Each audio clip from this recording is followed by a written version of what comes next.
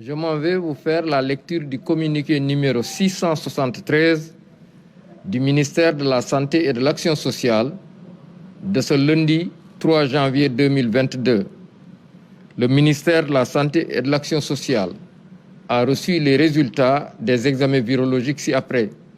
Sur 1942 tests réalisés, 288 sont revenus positifs, soit un taux de positivité de 14,83%. Les cas positifs sont répartis comme suit.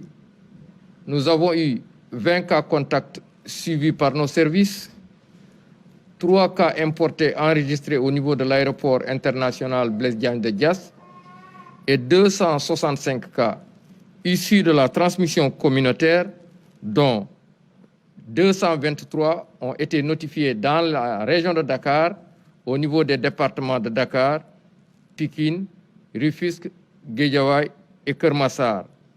Et dans les autres régions du pays, 42 cas ont été notifiés au niveau des régions de Thiès, Kaolack et Ziguinchor. Dans le bilan du jour toujours, il est à noter que 133 patients suivis dans les domiciles ou hospitalisés ont été contrôlés négatifs et déclarés guéris. 7 cas graves sont pris en charge dans nos services de réanimation. Aucun décès n'a été enregistré le samedi 2 janvier 2022. L'état de santé des autres patients suivis dans les domiciles ou hospitalisés est jugé stable. À ce jour, 75 959 cas ont été déclarés positifs, dont 72 881 guéris, 1890 décédés et donc 1187 patients encore sous traitement. Le ministère de la Santé et de l'Action sociale souhaite un prompt rétablissement aux patients encore retenus dans nos services et à ceux qui sont également suivis dans les domiciles. Le ministère de la Santé et de l'Action sociale informe par ailleurs que depuis le début de la campagne de vaccination contre la COVID-19, 1 365 802 personnes ont été vaccinées sur l'étendue du territoire national.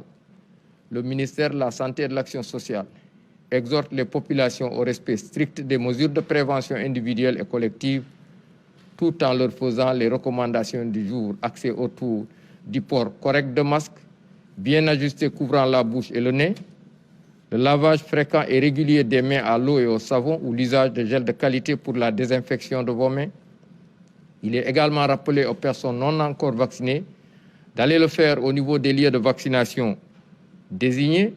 Après avoir été vaccinés, de conserver soigneusement leur carte de vaccination, ne pas oublier le rendez-vous pour la seconde dose, continuer toujours à respecter les mesures barrières.